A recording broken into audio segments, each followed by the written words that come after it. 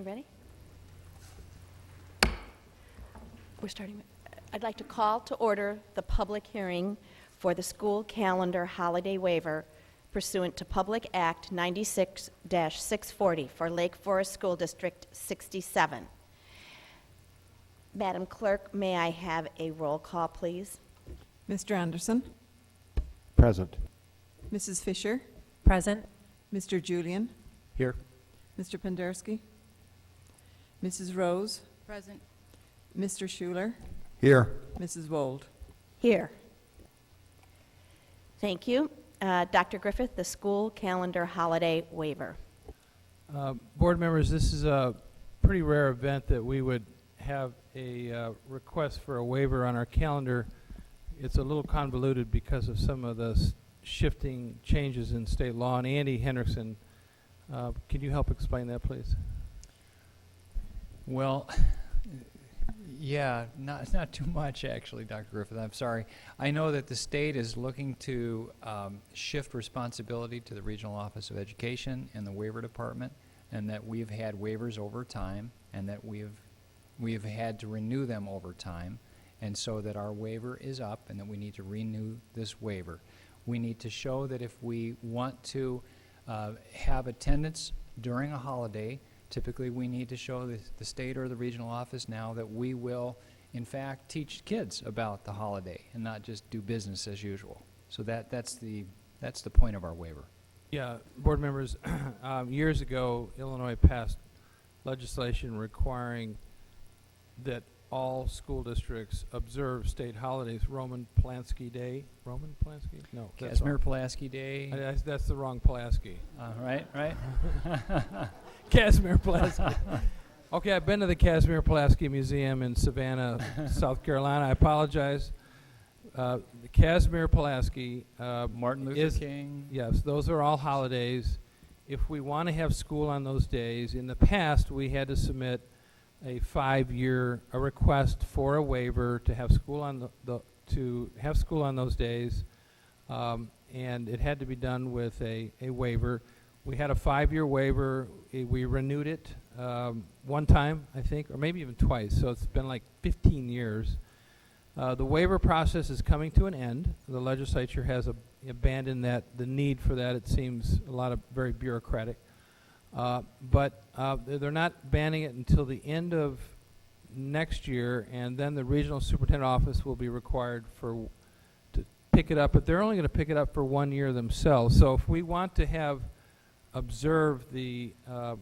school on Casimir Pulaski Day next year, we have to do this waiver, and state law also requires that we have a public hearing on such topic. Mm-hmm. Thank you.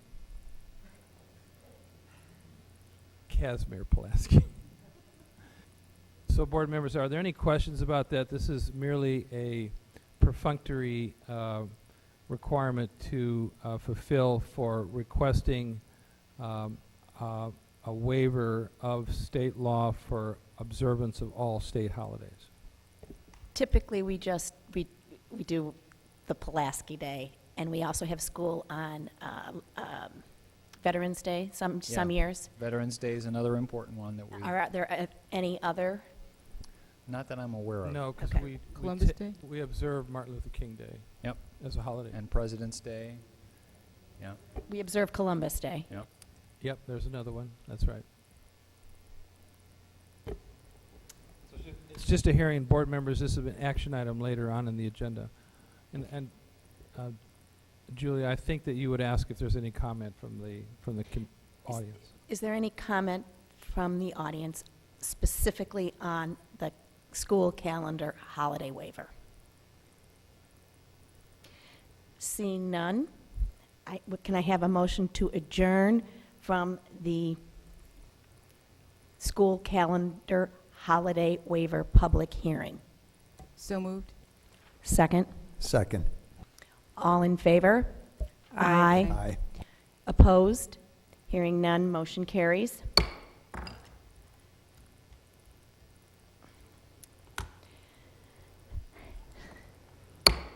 I would like to call to order the City of Lake Forest School District Number 67 Board of Education meeting for Tuesday, May 22nd, 2012. There was an executive session held at 6 p.m., discussion of matters related to the appointment, employment, compensation, performance, or dismissal of specific employees of the public body. May I have a roll call, please, Madam Clerk? Mrs. Fisher? Here. Mr. Anderson? Present. Mr. Julian? Here. Mr. Pendersky? Mrs. Rose? Present. Mrs. Vold? Here. Mr. Thank- Schuler? Here. Thank you. The President's report, I would just like to welcome everyone in the audience, and that concludes the President's report. Dr. Griffith, the Superintendent's report. Okay, Madam President, members of the board and audience, thank you for being here tonight. First of all, I'd like to shout out to the Spirit of 67 Foundation for a very successful home tour that was held earlier this month.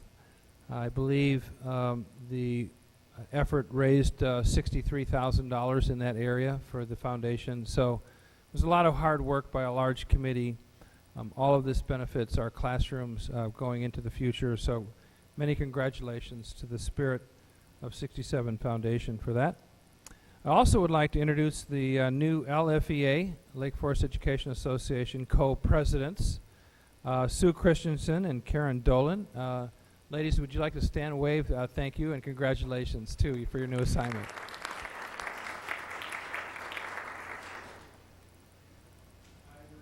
Then I'd like to ask Dr. Cooley if she could assist me. Board members, I thought you'd like to get a very brief update on the community wellness task force that has been formed in the community.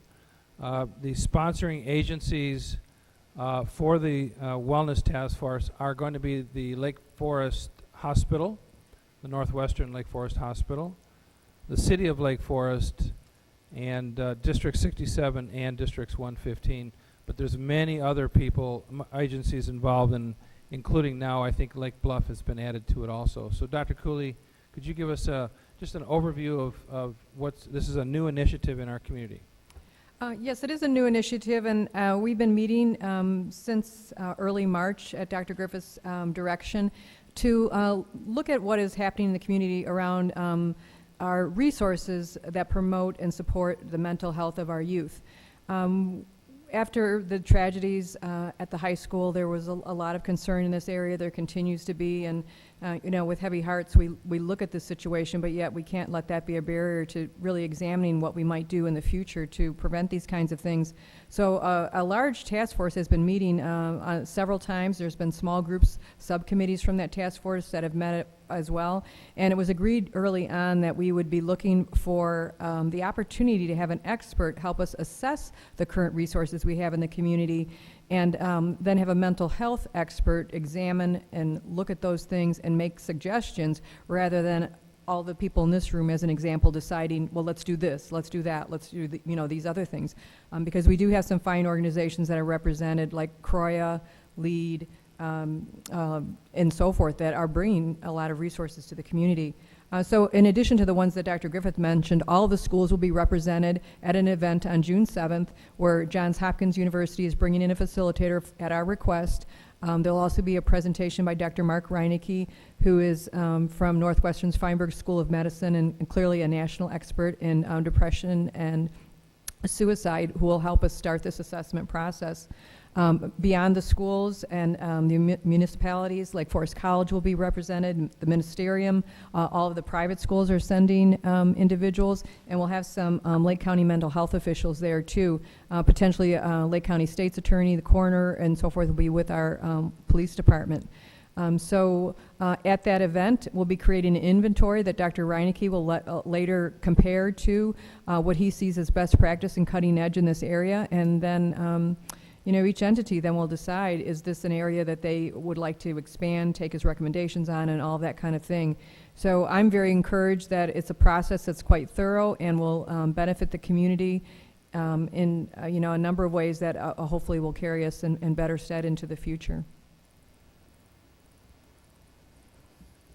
Board members, do you have any questions? Yeah, it is, like Dr. Cooley said, with heavy heart that this is all been brought to everyone's attention, but there's a lot of support for this in the community by parents, non-parents, as well as all of the agencies, and now being led by Lake Forest, Northwestern Lake Forest Hospital too. So we want to say thank you to them because this is going to be very meaningful activity coming up for us.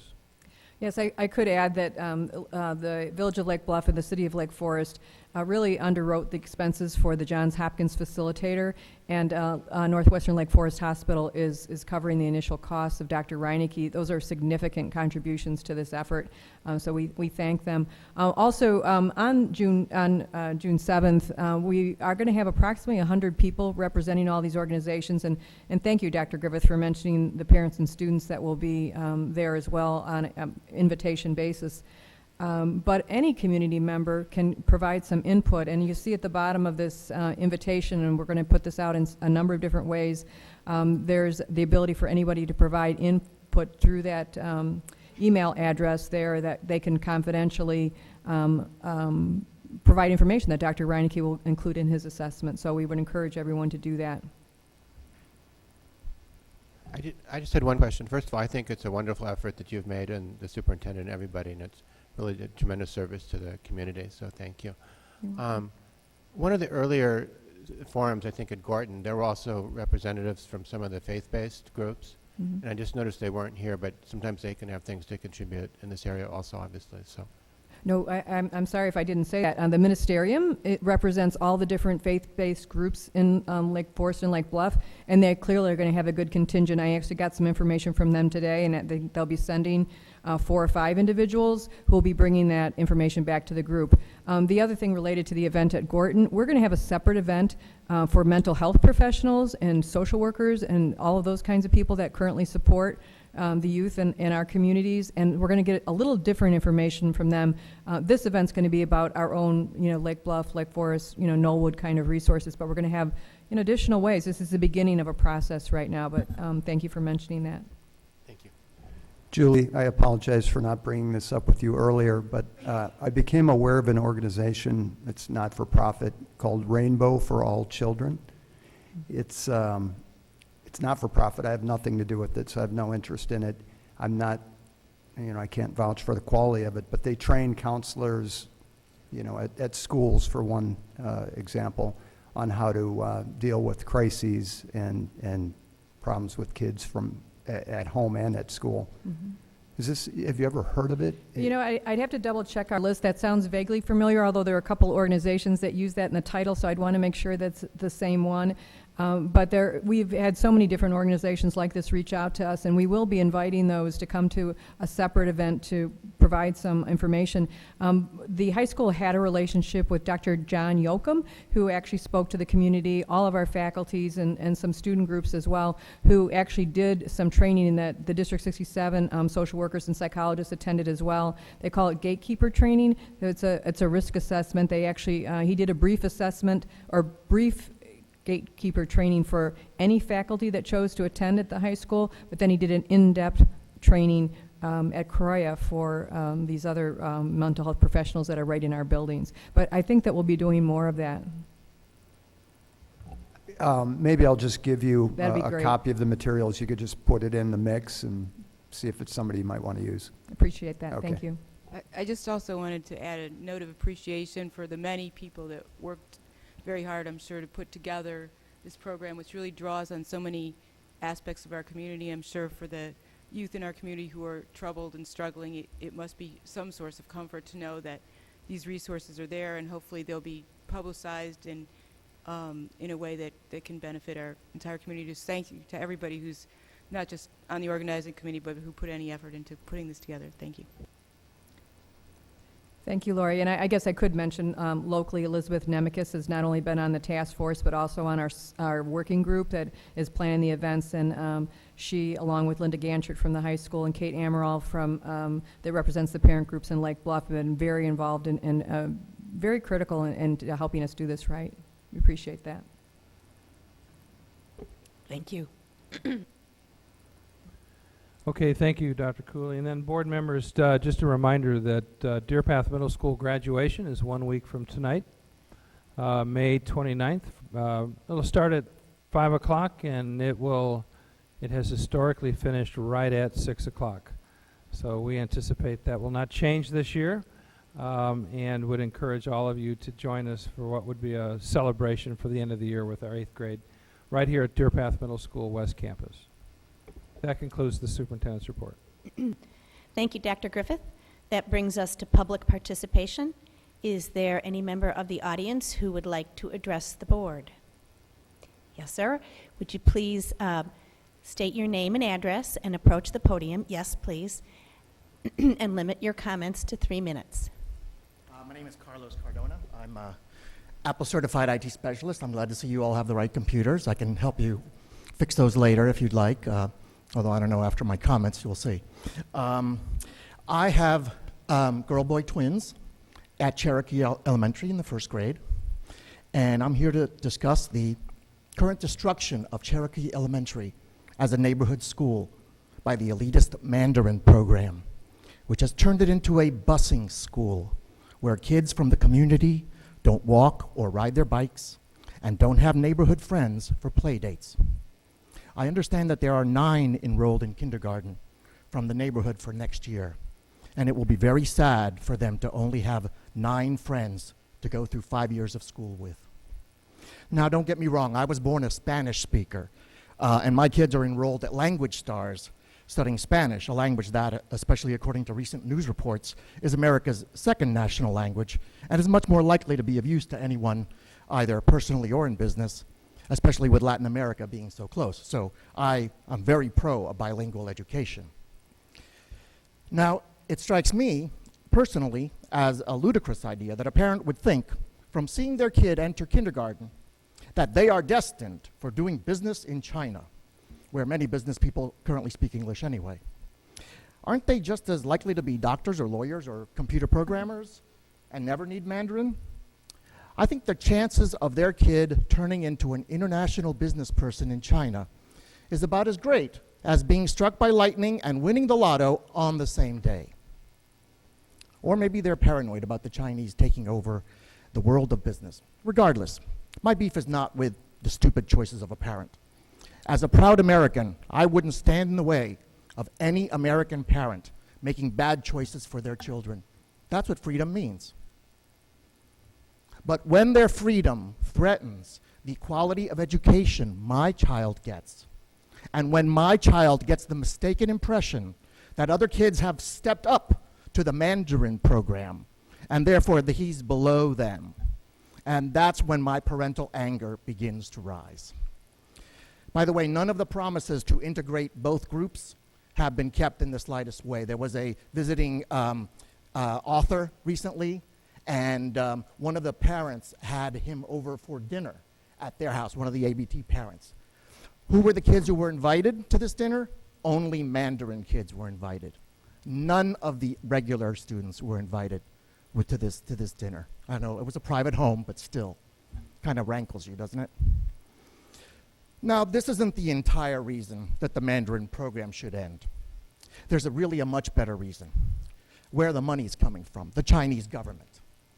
Now, I was born in Cuba, and I recognized clearly during the Elian Gonzalez affair that Americans don't really have a clue what totalitarian dictatorship means. Or they wouldn't have supported the U.S. decision to send Elian back, because his father doesn't have custody of him. The government has custody of everyone. To take money from the Chinese government, who are cruelly repressing, torturing, and murdering their citizens for their beliefs, is to participate and acquiesce in the same evil that they are creating. Now we come down to the main argument. You are also doing evil by taking their money. Is the fact that this is immoral not blindingly clear? Is this rocket science? When a totalitarian dictatorship says, do this, you do the opposite by definition if you want to remain on the side of morality. If the mafia said to you, we want to set up an Italian language program and we're going to give you some money, but don't worry about where it came from. That's not your business. Would you take the money? I would think that people who make the decisions for our schools should abide by moral principles. Apparently, some of you either don't, or benefit of the doubt, you don't think deeply about morality or the morality of this issue, or haven't thought about it. How could anyone just not care that it's money with blood all over it? So, there's like 3 choices for why this happened. 1, you don't know what the Chinese government is. That's ignorance.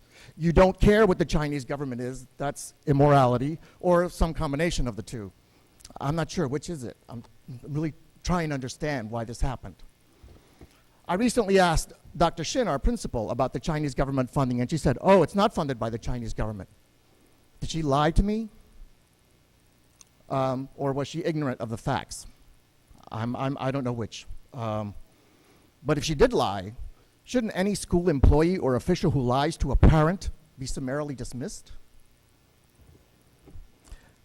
The townspeople with the pitchforks from the monster movies, they're coming to drive away the immoral monster. Canceling Please wrap it up, sir. Yes, last sentence.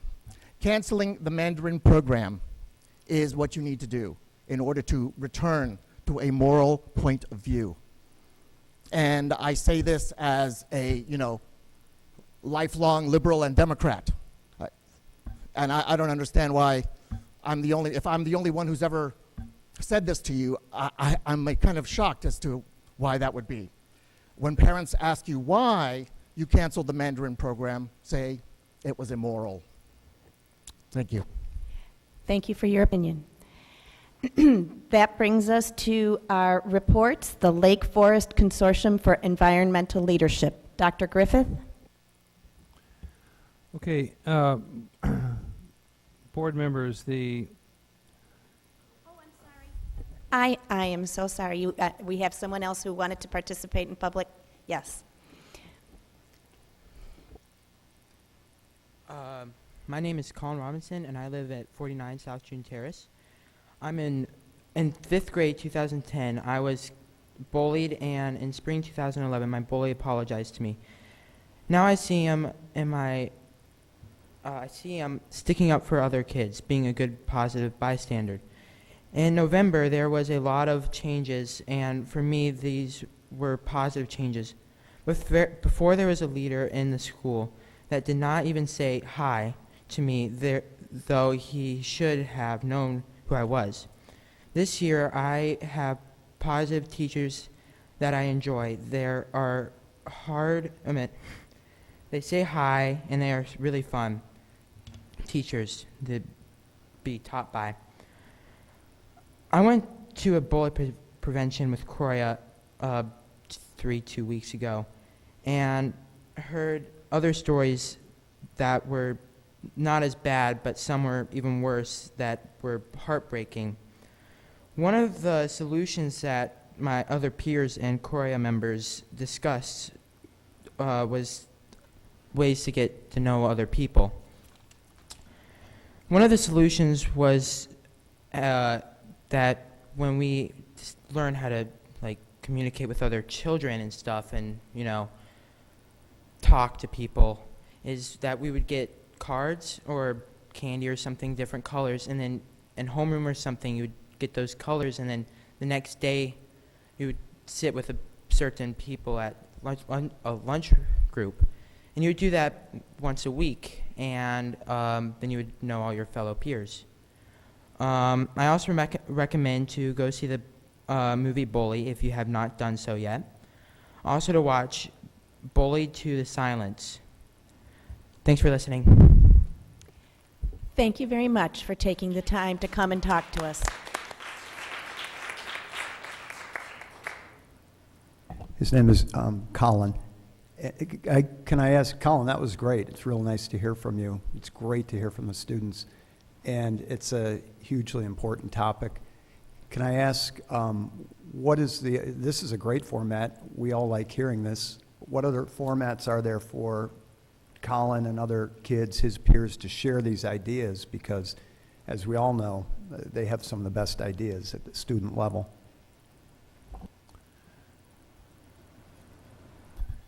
As the interim principal at Deer Path, I think it'd be great if Colin would come and join our web leadership development at some point. We just had a web training for our current 8th graders, and they're all about helping our 5th graders that are coming in feel a part of the school, feel like they have people looking out for them. And I think a story like this would be a wonderful, inspiration to them as leaders to say, here's a high school student that when he was 5th grade had some problems with bullies, and this is why we have to make this web program important. See, that's why He's I'm a in tall I don't kid. know all the students yet. Good. Still a great story. So, Colin, we'll connect tomorrow? Okay. Yeah, let me just say also, Colin, Colin, you did a great job. Very proud of you. Very brave, too. Thank you so much. It was a great message on your part. There's a lot going on at Deer Path Middle School now to try to address this, and I feel like your experience with Croya can really also be helpful to us. So thank you for coming tonight. Dr. Andy Hendrickson's very sincere when he says he'd like to talk to you further. And just finding out that you're in 6th grade when you sounded like you were a sophomore in high school, it was just astonishing to hear that. So congratulations to you. I think you're on your path to a really, really good career in school. So thank you. I also wanted to thank Colin. It's not easy to come and talk in this forum. In fact, recently a parent told me that a lot of parents are unsure and insecure about coming to talk before the board, and I wanted to congratulate you for taking one of the most important steps as a victim of bullying, which is to take action and to speak out. So thank you. You are very courageous. Thank you for being here, and thank you for sharing. Is there any other member of the audience who would like to address the board? Okay. Seeing none, now we can move on to our reports and the Lake Forest Consortium for Environmental Leadership. Dr. Griffith? Board members, I would like tonight to bring to your attention the possibility of the emergence of a new group in our community, and this would be the Lake Forest Consortium for Environmental Leadership. Starting in 2011, representatives from the City of Lake Forest, City Manager Bob Kiley, Lake Forest Open Lands Association Executive Director John Santel, and Lake Forest College Environmental Specialist Academician Dr. Glenn, and then representing Districts 67 and 115, School Superintendent, myself, began meeting to discuss issues of environmental sustainability and talking about our collective responsibility with respect to responsible stewardship of our natural resources in our community. Lake Forest schools have always been active with environmental teaching and outdoor learning experiences. We have spent a great deal of energy helping our students get into outdoor learning classrooms, educating our youth on many topics related to improving the environment, such as carbon footprinting, the value of recycling, and certainly a host of other ways to address sustainability in our environment. Meanwhile, the City of Lake Forest has worked hard on land and ecosystem preservation, recognizing its influence on the overall quality of life for its residents. And of course, the Open Lands Association itself has become a leader in Illinois with sustainability and environmental responsibility as their core mission as an organization. As a group, our discussion led us to believe that the synergistic opportunities that could be created through collaboration of our 5 entities had enormous, profound, and transformational opportunities for our community. With this in mind, the group recently set about preparing the creation of the Lake Forest Consortium for Environmental Leadership, and we've created a memorandum of understanding that we would like to bring to our respective boards for your approval in June, this June of 2011. The consortium's goals would be identified by the representatives of the consortium, and then engagement and collaboration would be articulated through the agreement and then be brought back to our respective boards for any potential action. Of course, in our part, we're talking about education. But with respect to what Open Lands and the City of Lake Forest and the college can come up with, we really feel like it could be a full package companion to helping our whole city take on more responsible environmental practices. We met 6 to 8 times over the past, as I said, 12 to 18 months. And what we're going to recommend is that a board of advisors be created. This would be a non-binding. They would have no power or authority to take action. They wouldn't require the board to do anything, but rather to report back probably on a quarterly basis as to the progress they were making and the potential, in our case, for action that could be going before City Council and through with the influence of the college and open lands themselves. So I think it's something that could be quite exciting for our community. There's a lot of opportunity. I'm choosing not to list all the issues that were discussed, but rather would save that for the June timeframe. The memorandum itself is pretty brief, fairly self-explanatory. You have a draft of a copy of it yourself. There's a little tweaking to do, but I hope to bring this back for your attention and as an action item that would initiate, again, a group of advisors, one from each board. 67 would have a representative, 115 would have a representative, the city itself would have one, et cetera. And again, they could report back to you quarterly as to what their discussions and any potential recommendations for actions would be. Board members, I think this is a pretty exciting thing that could help guide the city of Lake Forest into improved environmental practices. Do you have any particular questions about this report? I can say we have a host of environmental educators. Our science teachers all teach environmental practices. We have a lot of outdoor education going on, so I don't see this as being a significant change for us, but rather that we'd be a partner with the college, the open lands, and the city of Lake Forest. Thank you, Dr. Griffith. So we will be learning more about this next month. This brings us to our board committee reports. First, the Board of Education Committee, Leslie Fisher and Bill Anderson. Good evening. The Education Committee met on Monday, May 14th, and we discussed a few important topics. First of all, as testing relates to the NWEA MAP testing, in order to begin preparing schools for the new test that will measure National Common Core practices in 2014, NWEA made initial changes to their tests this year. Teachers have given feedback that the revised test, administered both this fall and this spring, is too lengthy and too difficult. The results show a smaller percentage of growth than our students are accustomed to achieving. It seems that the reading portion of the test produced results not common among our students. Math did not seem affected. The district is providing feedback to NWEA in the hopes that these improvements will be made in the fall 2012 administration of the test. We also have some changes coming for teacher evaluations beginning in 2012-2013. The state is now mandating several changes regarding more stringent future teacher evaluations. Evaluators will now need to complete lengthy online training. The evaluations may be electronic-based, allowing teachers to receive instant feedback. Historically, evaluations have been more in the narrative form, and now they will be more form-based. We will be adopting Charlotte Danielson's framework for teaching, and many of those on our committee are familiar, including Bill, with Charlotte Danielson. This framework for teaching measures teachers in 4 domains, including planning and preparation, classroom environment, instruction, and professional responsibilities. Teachers will be rated either excellent, proficient, satisfactory, or unsatisfactory. The state's change in teacher evaluations is in response to the state's belief that teacher evaluations are inflated with too high of a percentage of teachers currently receiving an excellent. The committee also reviewed the draft of the goals and the curriculum and instruction themes and initiatives for the upcoming school year.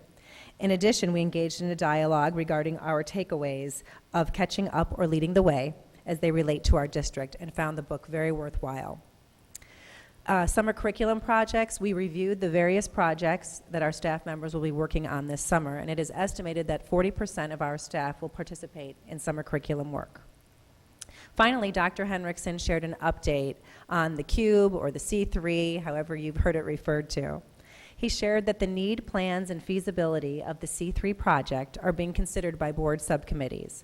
There is flexibility on the timing of this project because such a small portion of the DPM building would be affected, and renovations could even take place during the school year. Staff and students continue to be excited about this possibility. We adjourned our meeting and said goodbye for the summer, and we will reconvene in the fall. Thank you.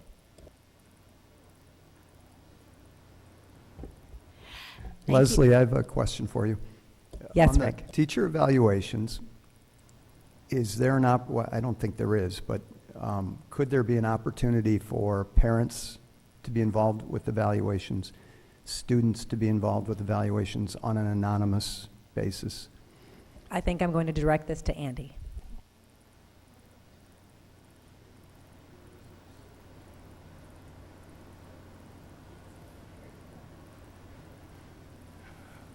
We actually have 4 members here that have been working integrally on this. Joe has been leading our evaluation committee, and then Sue Christensen and Karen Dolan are 2 of the members of this membership of about 7 or 8 of us. And the simple answer is no. That's not part of the law change. That's not recommended by the state. And while it probably has some merit in some fashion, that will not be part of our plan officially. I did want to add in that, if you'll notice, one of the first things I shared was this new online lengthy training. The people evaluating these teachers are really going to be on the same page and Rick and know what they're looking for. So as far as students and parents, they wouldn't be involved with that. Right. I've seen her talk a couple times, and one of the things she talks about a lot is reliability. And obviously, we should always appreciate input from students and parents and everyone. But the concept is that, teachers should get the same evaluation no matter who evaluated them, and that means they have to be well trained and be judging teachers on very objective criteria and all. So that's kind of the basis of it, and why students or parents wouldn't be involved. One thing that I could say, and Joe could say it better, I'm sure, is that in Chicago public schools, they did a fairly lengthy study on how the Danielson framework correlated to student achievement.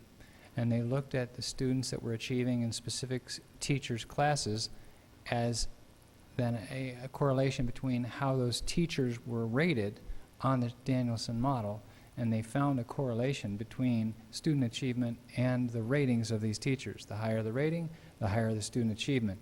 And so we're feeling pretty solidly about that. And the Danielson model is the only one that the state is endorsing. So we're right where we should be.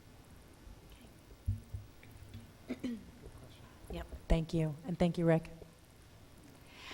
That brings us to the Board Operations Committee, Lori Rose and Rick Schuler.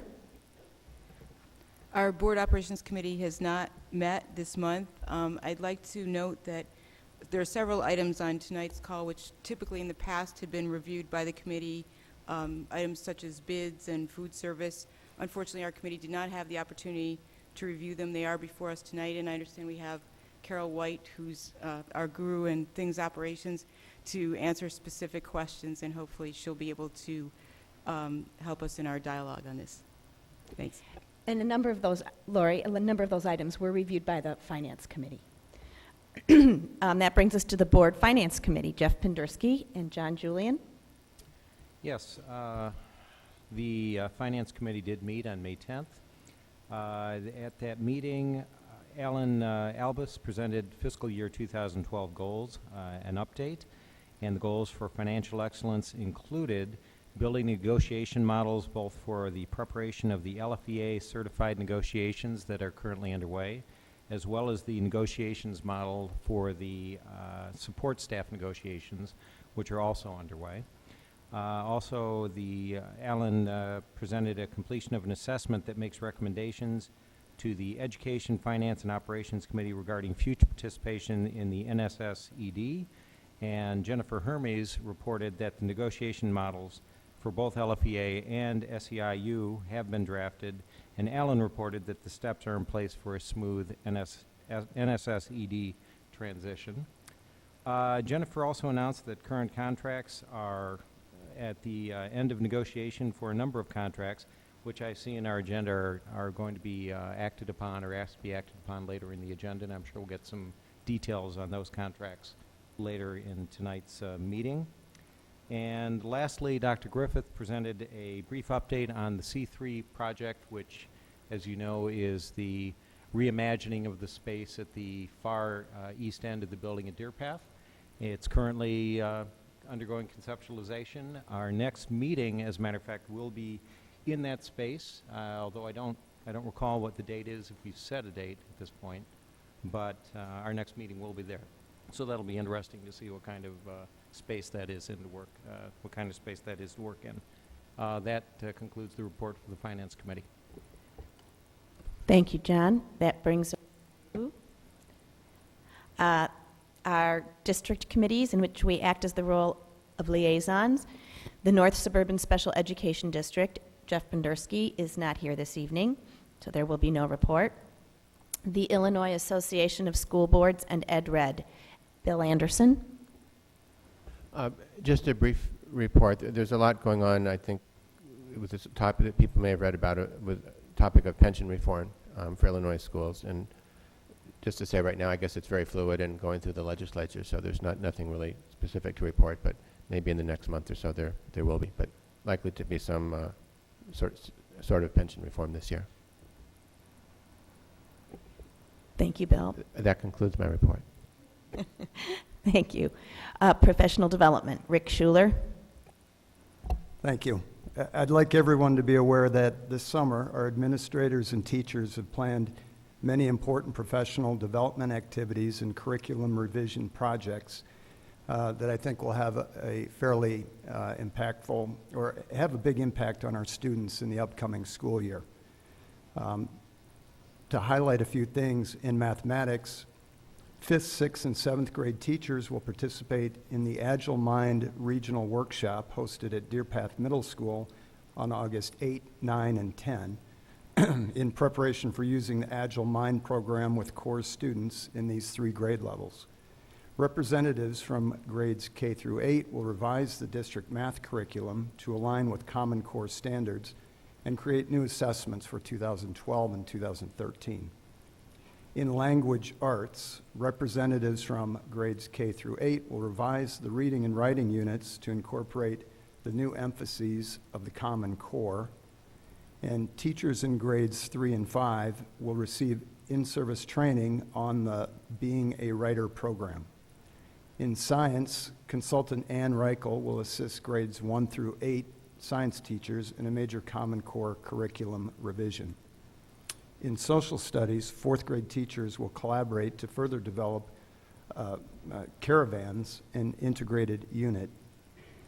And last but not least, in technology, DPM teachers will learn how to use Edmodo to replace Edline for use as a 21st century communication tool with students and parents.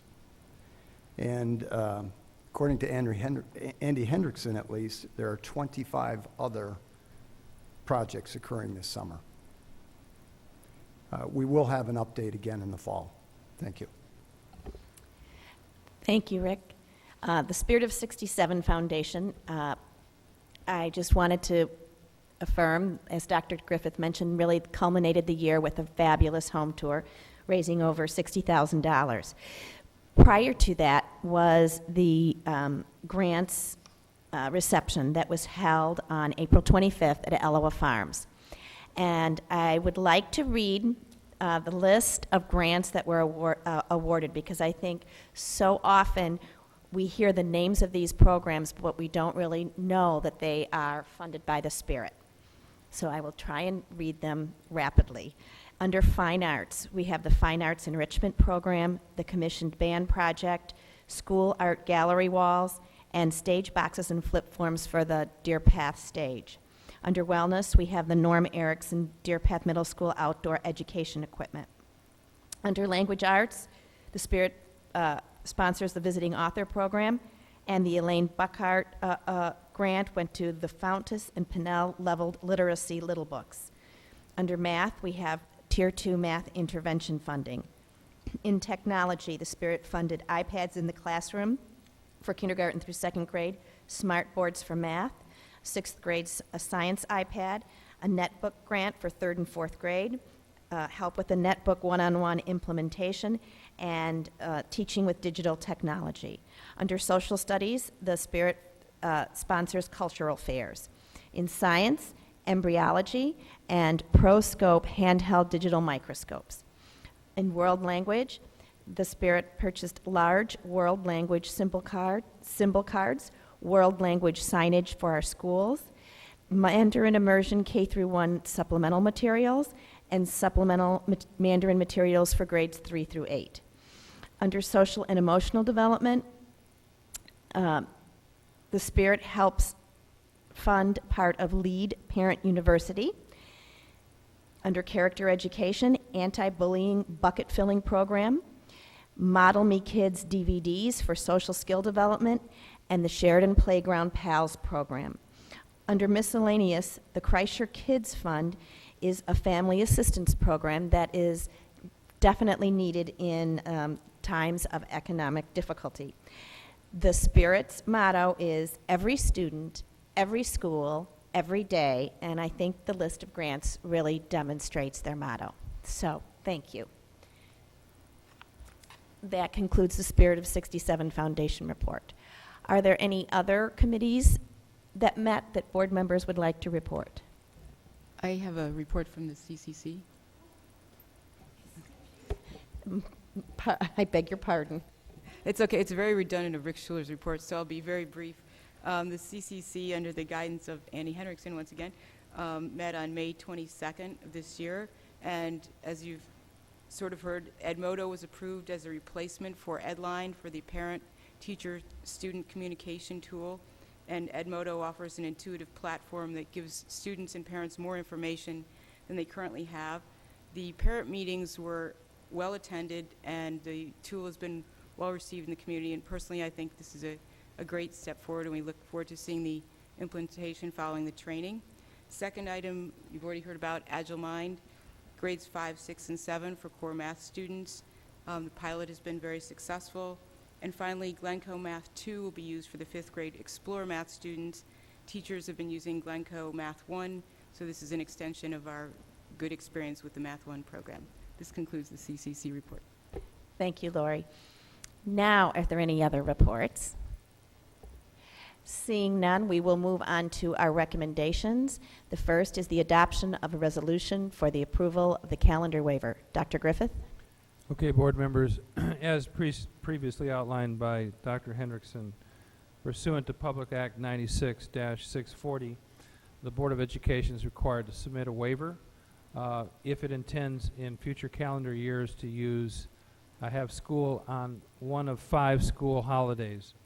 That would be Columbus Day, Veterans Day, Martin Luther King Day, the birthday of Abraham Lincoln, which links up with President's Day, and then finally Casimir Pulaski. Historically, we have a school day on Casimir Pulaski Day. You're required to do this if you intend to move forward with your calendars. This will only last for 1, maybe 2 years. After that, all of this will expire, and the school district may set its calendar as it deems appropriate. Any discussion, board members? Seeing none, may I have a motion to approve the resolution to approve holiday waiver? So moved. Second? Second. And this does require a roll call vote, please, Madam Clerk. Mrs. Wold, Aye. Mr. Fisher. I'm Sorry, Yes. Mrs. Fisher. Sally Fisher. Yes. Mr. Schuler, Aye. Mrs. Rose, Aye. Mr. Julian, Aye. Mr. Anderson, Aye. Mr. Penderski. Motion, is that it? Motion carries. Motion carries, 6 votes for. That brings us to the approval of IASB policies, the first reading. Dr. Griffith? Okay, board members, the Board Policy Committee, meeting in conjunction with the District 115 Board Policy Committee, has conferred over 3 policies that they have now, after a couple of meetings, including with our school attorney, a review of our school attorney, are recommending a policy changes or at the addition of 3 policies in the district. The first one has to do with respect to misconduct of district employee. putting into board policy if the school board or superintendent becomes aware that a district employee is the subject of an investigation, that is the expectation that the employee be fully, how do I say, Investigated. well, if supportive of the investigation and forthcoming with any information. And then secondly, a second policy is cooperation with investigations.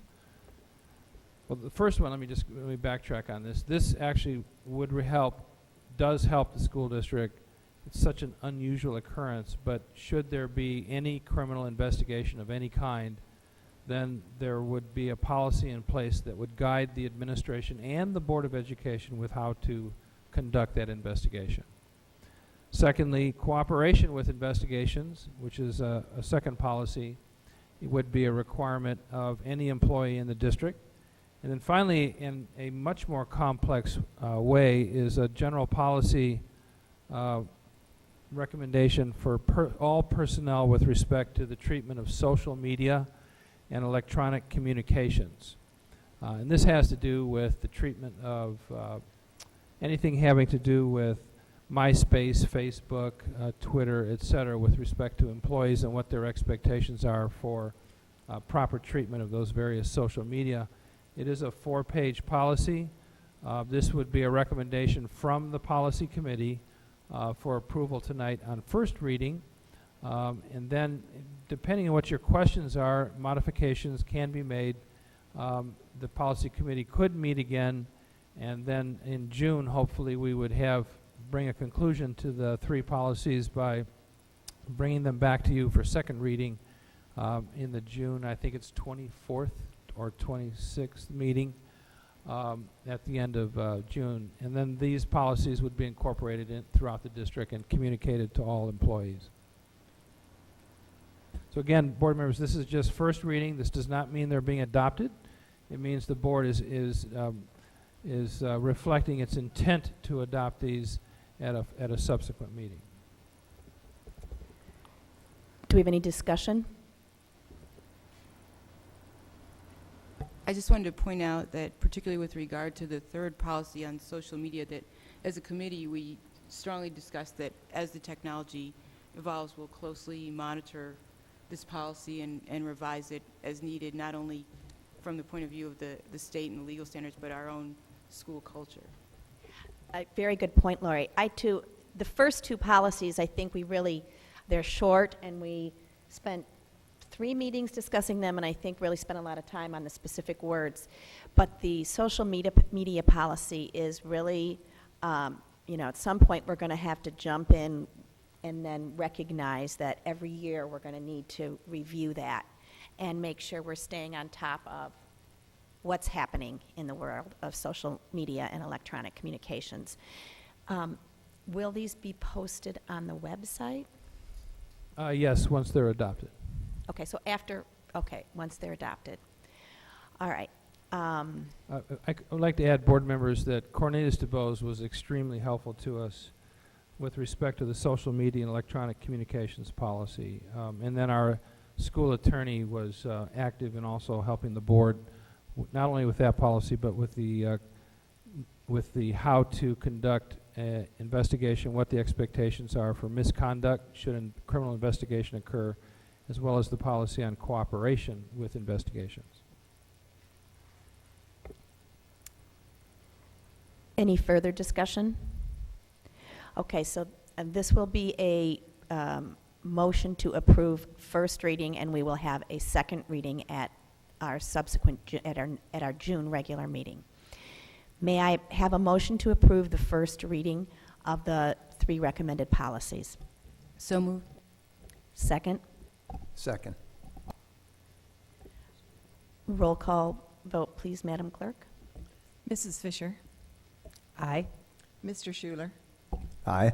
Mr. Anderson, Aye. Mrs. Wold, Aye. Mr. Julian, Aye. Mrs. Rose. Aye. Motion carries. Thank you. Motion carries. This brings us to the approval of the 2012 and 13 board meeting dates. Yes, board members, this is roughly the time of the year when you would approve the calendar for the next school year for regular school board meetings. We're recommending that in keeping with past tradition, including this year, that the Board of Education meet on the fourth Tuesday of each month, with the exception of December and March. December, of course, because of the holiday season, that would be the second Tuesday of December, December 11, and then March, because of the spring break that occurs the last week of March, this would be March 19th, the third Tuesday of March. You have the schedule in front of you. This would then be posted on our website as well as in the building here at West Campus.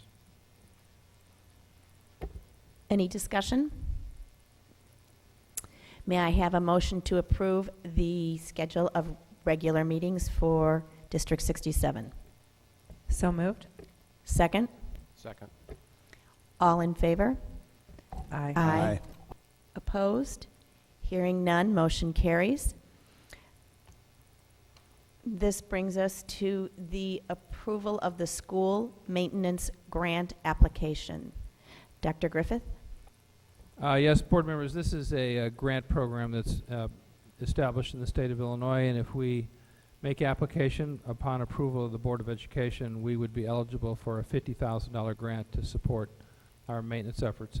It's not a very large amount of money, but it is something. So Carol White has made application for you, and it is not formal until the board takes action itself on the grant request. And again, this would be for $50,000. Any discussion? Seeing none, may I have a motion to approve the school maintenance project grant? So moved. Second? Second. All in favor? Aye. Aye. Opposed? Hearing none, this motion carries. We move on to the approval of student fees. Dr. Griffith? Okay, board members, thank you for that. Now, this is a matter that has been brought before the Finance Committee, has been unanimously adopted by the Finance Committee, and Jennifer Hermes will overview this for your for presentation.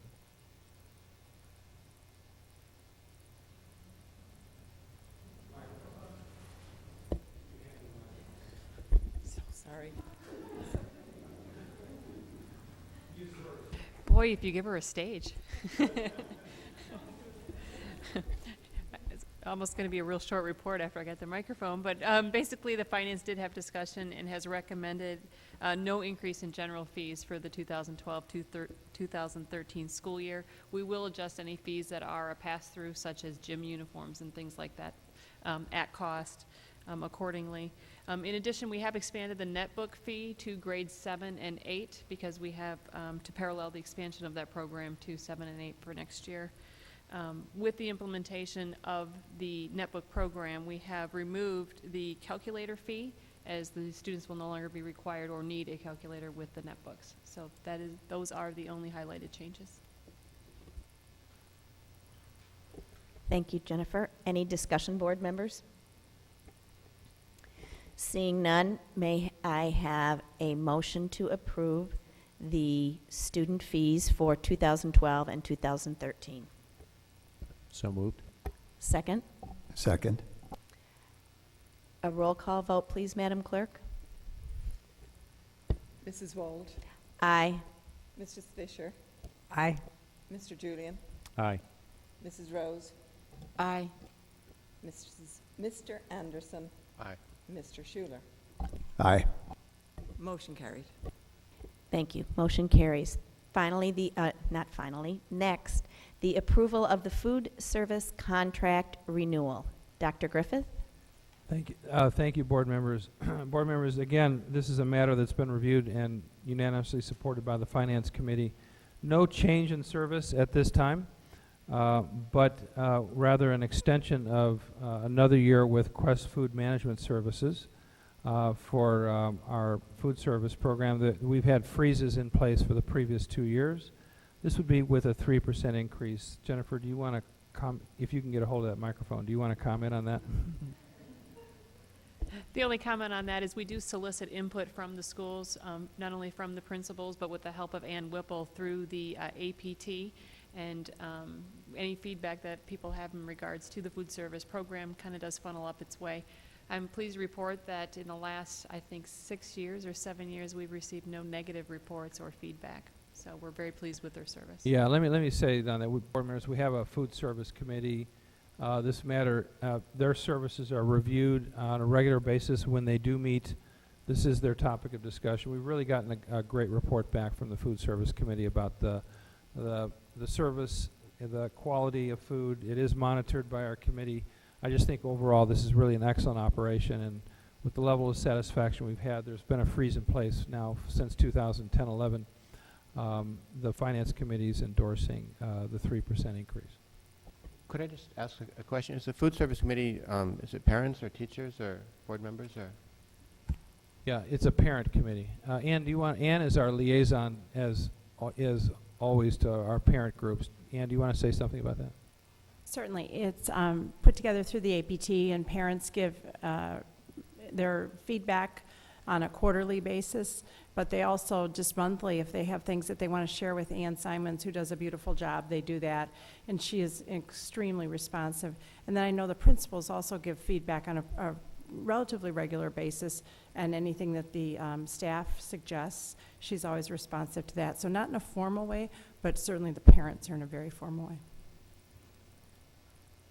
I'd also like to add that Ann Simons, on behalf of Quest Food Services last year, did a practice where at each monthly APT parent meeting, she brought samples of all the different foods that the children were eating, along with the nutrition facts.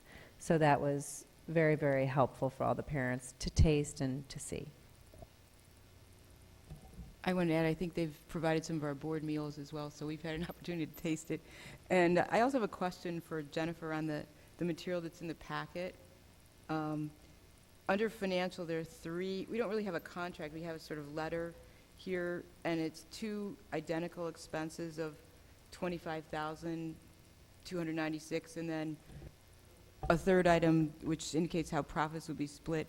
So are we to understand that the increase is 3% of what, or what are these 25,000 fees? I'm having a hard time following the letter. Right, the letter is based off of our original bid from several years ago, but they do receive the number 1 and number 2, which are the general and administrative expense, $25,296 per year, proposed for next year, and a management fee of $25,296, as that's how we wanted it broken down on the original bid. Okay.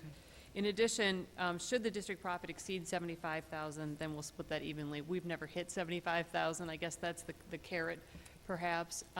But you know, we do make a profit typically on the food service that we turn around and replace the equipment with, which is what we've done consistently over the last few years. And is there any plan, to your knowledge, to review this with the consumers of the food, the kids, for the most part faculty, outside of maybe, has your APT committee done a sort of tasting recently? I do know that she works with our student council at the middle school on a regular basis, and in the lower grades during Nutrition Month, she works with groups of children there too. So she really does try to touch all the user groups. Any further discussion? Okay, board members, may I have a motion to approve the Quest Food Services Management Contract for 2012 and 13? So moved. Second. May I have a roll call vote, please, Madam Clerk? Mrs. Rose? Aye. Mrs. Fisher? Aye. Mrs. Wold? Aye. Mr. Anderson? Aye. Mr. Schuler? Aye. Mr. Julian? Aye. Motion carries. Thank you. Motion carries. That brings us to the approval of the custodial contract renewal. Dr. Griffith? Okay, thank you, board members. In 2009, the Operations Committee assisted us with our administrative group to review contracted cleaning services for after school. This is the group that is in every classroom every night of school to keep our classrooms clean. We do have some of our own daytime crew members who assist us with students in the building. But this is a pretty important operation for us in that it takes a lot to become familiar with the classroom setup, how teachers like certain things. There are, of course, standards that cleaning service companies do follow. Those are reviewed by Carol White, our Maintenance and Operations Director. And at that time, it was recommended that GCA Services Group be the cleaning service provider for our schools. And the contract was extended with for the renewability. It could be renewed for an additional 4 one-year terms. At the end of that, then it would probably be appropriate for the board to relook at the entire service area again. This is, I believe this is year 3. The finance, because it's no change in operational service, this was brought to the Finance Committee with a recommendation of a 3.29% increase. Basically, it's the combination of CPI and insurance cost increases that we're passing on, that are being passed on to the district for the 2012-13 school year. This has been reviewed by the Finance Committee and unanimously approved by that group also. Any questions, board members? Yeah, Harry, could you mention when the last raise went through, or increase in cost, rather? I don't believe there was an increase last year. I believe that this contract was frozen. It was extended last year, but it was frozen. So I think it's been 2 years. So it's really, you could say 1.5% per year, right? Just puts it in perspective. Board members, it is a large contract. I mean, this is a very intense service. It's a lot of people involved. The annual contract this year was $495,198. Renewal next year with the 3.29% would be $511,503.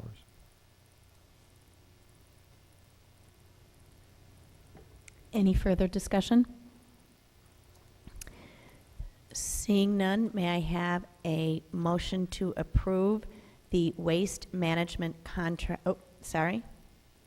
This is to approve the custodial contract renewal. So moved. Second. Second. Roll call vote, please, Madam Clerk. Mr. Schuler? Aye. Mrs. Fisher? Aye. Mrs. Rose? Aye. Mr. Anderson? Aye. Mrs. Wold? Aye. Mr. Julian? Aye. Motion carries. The motion carries. That brings us to the approval of the waste management contract renewal. Dr. Griffith? Okay, board members, a year ago we did take a look at waste recycling service in the district. That was reviewed and a bid was awarded to Waste Management, Inc. It was a 1-year contract with the option to renew an additional 2 years. This is, we're recommending no change in service, but rather the extension of the waste management collection for us with a 3% increase effective September 1. I don't have the amount here, but I know compared to the custodial contract, this is a far, far smaller contract for the district. Jennifer, do you recall how much, what the amount is for, because we should have had that Approximately covered. $28,000. So what this is basically a 3% increase, and again, this is the second year of a possible 3-year service for us. Any questions or discussions? And this was also brought to the Finance Committee.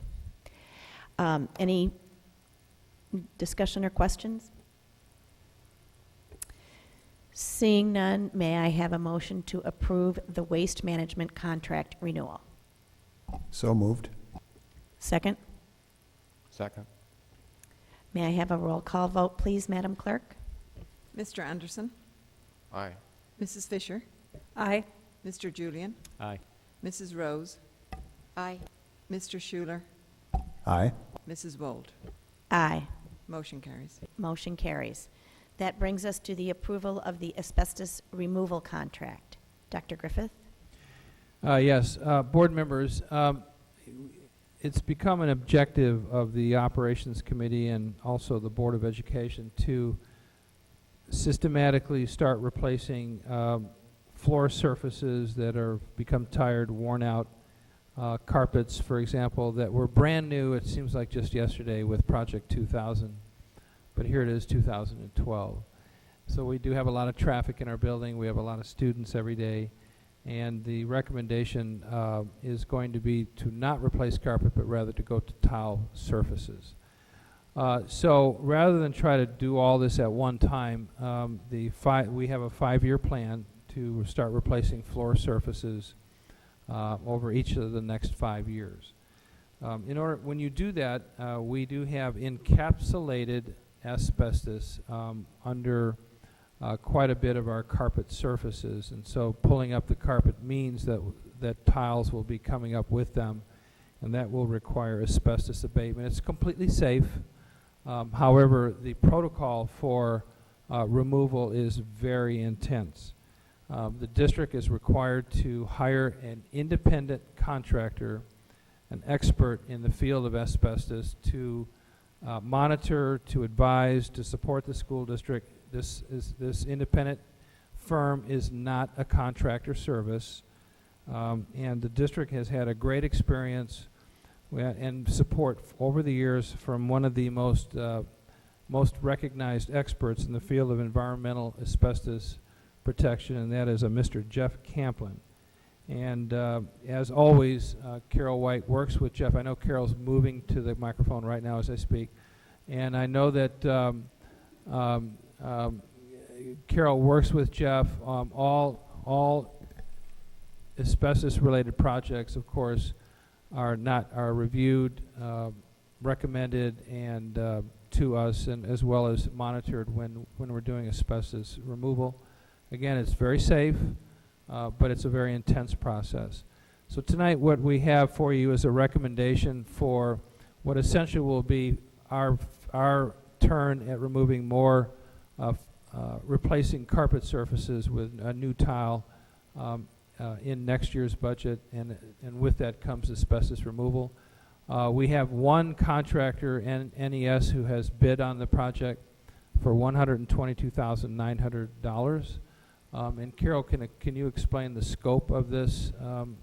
This is consistent with our 5-year plan. The Board Operations Committee did discuss the topic of removing asbestos and carpet on an annual basis in our March 6th, 2012 meeting, and quite frankly, because of what we went through a year ago at Cherokee School, we've actually had quite a few meetings on this topic at the operations level over the last 18 months or so. Carol? Excuse me, the specific area we were going to shoot for this year, Harry, is the west campus of 7A of Deer Path Middle School, which is not carpeted. It's currently asbestos tile, floor tile there that's been patched countless times. So that's the scope of the work, is the classrooms and the main hallways on the first and second floor from the, on the whole west side of the academic wing of Deer Path Middle School. All classrooms and the hallways? Correct. Those both floors? Correct. So Jeff Camplin, by law, we have to have an independent contractor, and he will oversee the project, which includes the monitoring of the air quality during the whole process, before, beginning, during, and after. I spoke with Jeff because we did only have one bidder. We had 2 bidders come to the mandatory pre-bid meeting that was on April 11th, and only one contractor sent a bid, which kind of sent a red flag to me. I did contact Holian, who was the other contractor that showed up for the pre-bid meeting, and he said that they were just booked solid for the month of June and could not bid on it because of our tight time frame. We have to get it done right as school gets out in order to have the tile relayed and the classes put back together before the start of the school year. I then called Jeff Camplin because I was curious if this was true, and he felt that, yes, this was the case, that money is freeing up in many, many districts, and that abatement projects are just taking off. He also said that he has worked with NES on many, many jobs, and he finds them to be, highly recommends them, and he felt that the price was quite reasonable for the scope of the work that we were doing. So I recommend to the board that we move forward with this project. Carol, can you comment in situations where there's carpeting, and it's not open tile?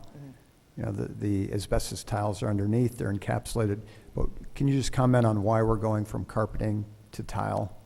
We have had considerable concerns with allergens in the district. They are finding that carpeting, though it may be better for sound effectiveness, it's not better for maintenance and allergens and dust mites. And we have carpeting in all the elementary classrooms, and we do have little children with body fluids, and they're cleaned once a year. Hygiene-wise, I feel personally, as well as many of the district facility managers that I've spoken to, this is the way everybody's going with the allergens and just the hygiene. You don't have time to clean it but once a year. So, and maintenance, it's much easier to keep clean.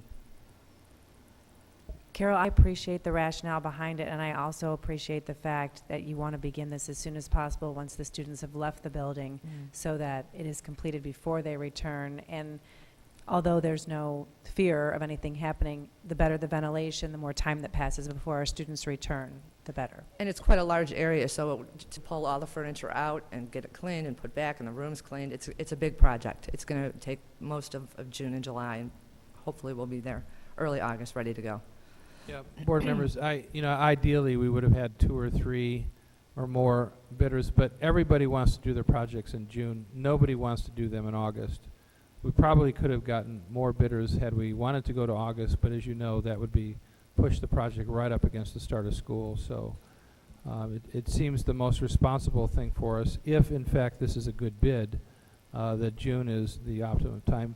If we pass on this, I'd be very concerned about trying to do this later in the summer.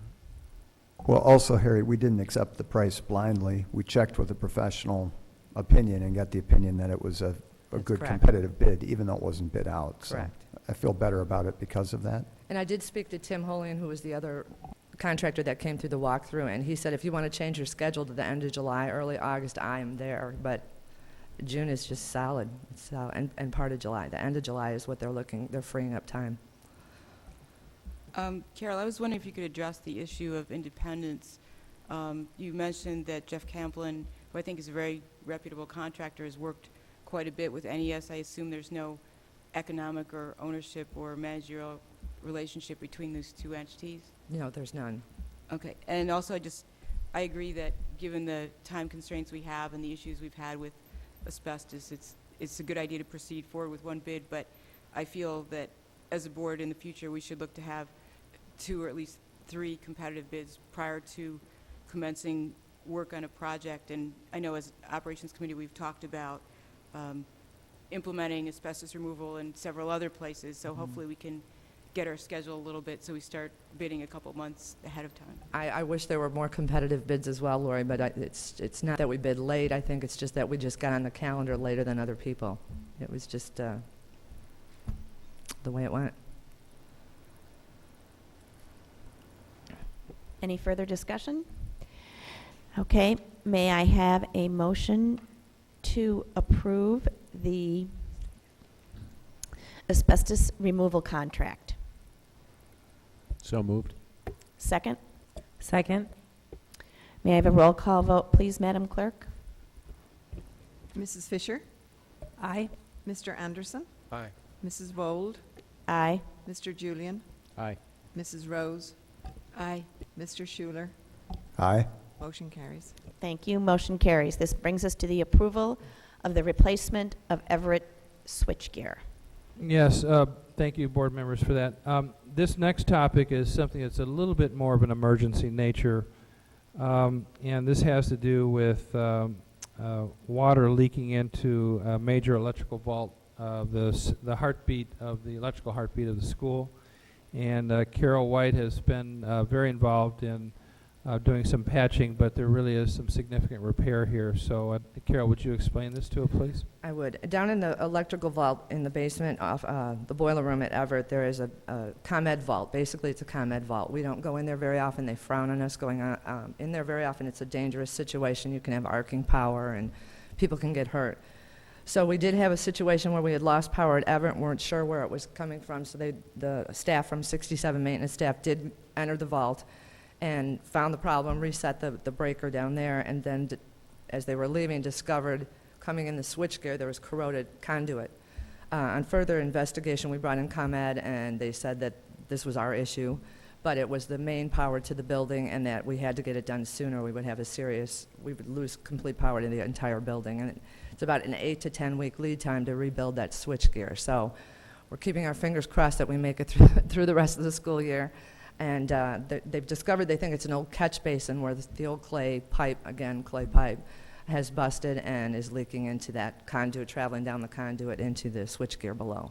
So until we get that torn up, the asphalt and the transformer out in the parking lot, we won't know exactly where the leak is coming from, but that's what they're pretty sure it is. So this is a bit, we pretty much pushed this through with Perkins and Will because it's considered an emergency repair. So board members, in this case, we were able to secure 3 bids, one from Associate Electric Contractors at $114,000, Mead Electric for $94,000, and Carey Electric for $90,432. We recommend Carey Electric for the project. So this is all in regardless of what they find in there? Yes. So whatever the problem We is. do have an additional $15,000 expense, which is in the budget. I've included in the budget from ComEd because we have to build up their transformer 2 more inches on a concrete. We're working very closely with ComEd on this, but there will be a maximum cost of an additional $15,000. Okay. Any other questions, board members? Seeing none, may I have a motion to approve the replacement of the replacement of Everett switchgear? I move that we approve Carey Electric for the job. Second. Roll call vote, please, Madam Clerk. Mr. Schuler, Aye. Mrs. Rose, Aye. Mr. Anderson, Aye. Mr. Julian, Aye. Mrs. Vold, Aye. Mrs. Fisher. Aye. Motion carries. Thank you. Motion carries. That brings us to the approval of the bid for Deer Path Tile Project. Okay, thank you for that again, board members. Now, here's part 2. It's one thing to take the asbestos tile, the older tile out, which were asbestos tile, and now it's another thing to put the new tile in. Carol did conduct as standard practice, a bid opening for the replacement of tile at Deer Path School West for both first and second floors. And Carol, would you describe what happened? Correct. I had a mandatory pre-bid meeting that was scheduled for May 7th, and 1 vendor attended the meeting. It was advertised in the paper like we do standardly. Historically, we have many vendors. I had 1 vendor, Vortex Enterprises, who we've worked with in the past, attend the meeting. We walked the building, and he bid, and the bid was open on May 14th, and he was the 1 bidder. As I said in my memo, I was disappointed to see 1 vendor, and I can't explain why we didn't have more vendors. I don't know. The specifications were not on the street. You had to come to the mandatory bid meeting, so there was no, they were afraid of the spec or afraid of the product. They couldn't get the product because no one knew what it was until they came to the meeting. So I was disappointed. Questioned it, and I spoke with the manufacturer rep, Al Ross, who sells to the vendors, the tile that we've spec'd to the vendors. And he confirmed that this price that Vortex quoted us was fair for the product as well as the installation, and he couldn't understand why we didn't have more bidders because he had spoken to several flooring contractors about our specific project. So they were aware of the project out in the street, and he doesn't know why they didn't bid. So I wish I could answer that. I'm as confused as anybody else.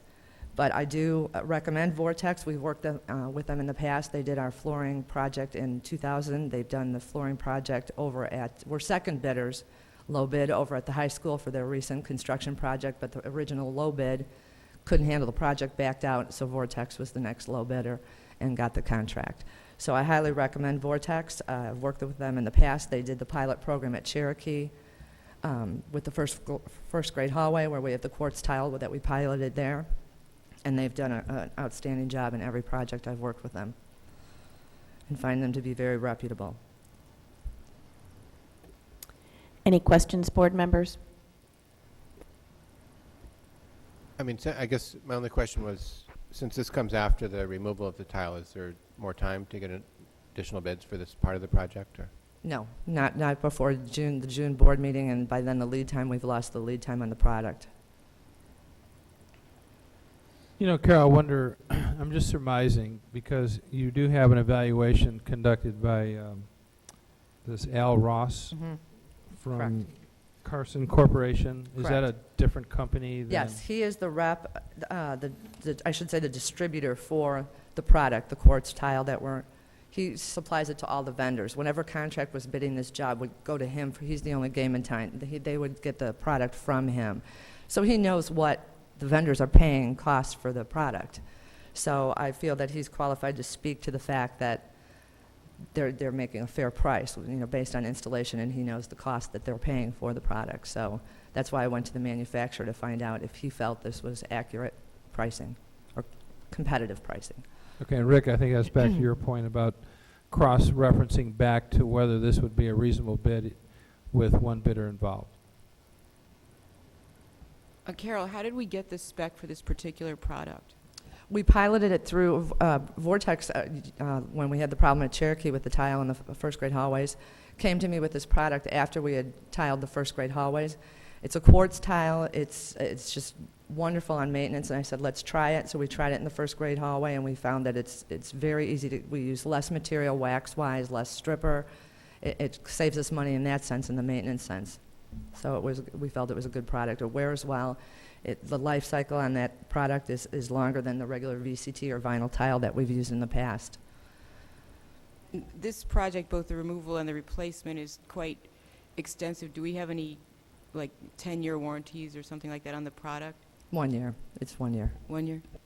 That's on the installation, the installation on the product. Carol, they do report that this is a more environmentally friendly product, though. It is. It is. It's a quartz is the filler instead of clay and limestone, which is a better wearing product, and they feel that that's a more natural product. It's a more green product. I can't say it's totally green, but it's more green is what they're touting it to be.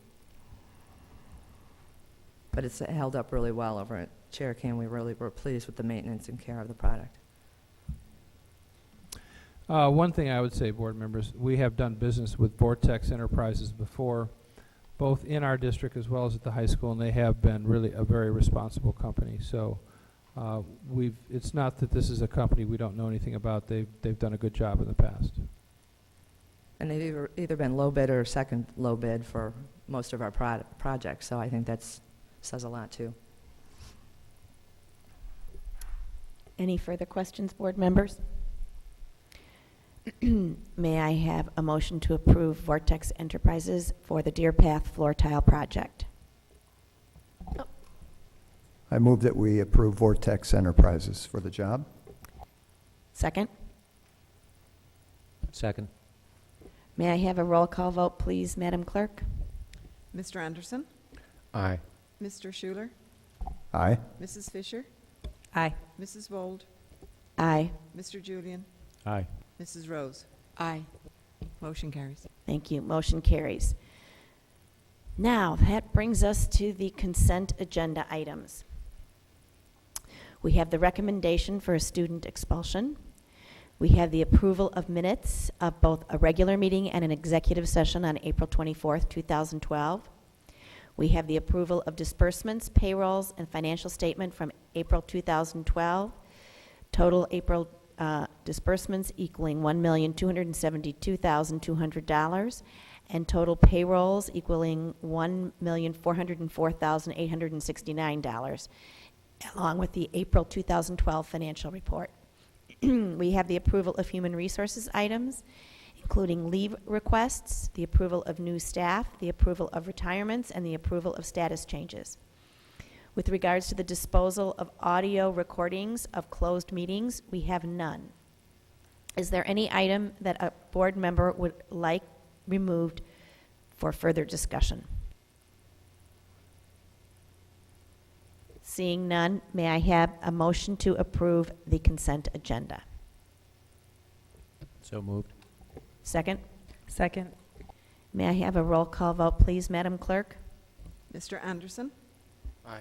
Mrs. Fisher? Aye. Mr. Julian? Aye. Mrs. Rose? Aye. Mr. Schuler? Aye. Mrs. Bold? Aye. Motion carries. Motion carries. Next, we have FOIA requests. We had 2 FOIA requests from Michael Beecham of 630 Meadowood Drive, Lake Forest, Illinois. And we had 2 FOIA requests from Nancy Thorner of Blodgett Avenue in Lake Bluff, Illinois. Announcements. Friday, May 25th is School Improvement Day, so half day of school. Monday, May 28th is Memorial Day, no school. Tuesday, May 29th is Deer Path Middle School's 8th grade graduation at the West Campus, Lake Forest High School West, right, which is here, at 5 p.m. And I believe we have a number of school board members, current and past, who have 8th graders graduating. Friday, June 1st is the last day of school, 1-hour attendance. And Tuesday, June 26th is our next Board of Education meeting at 7 p.m. at the Lake Forest High School West Campus Boardroom. May I have a motion to adjourn? So moved. Second? Second. All in favor? Aye. Opposed? Motion carries. Meeting adjourned.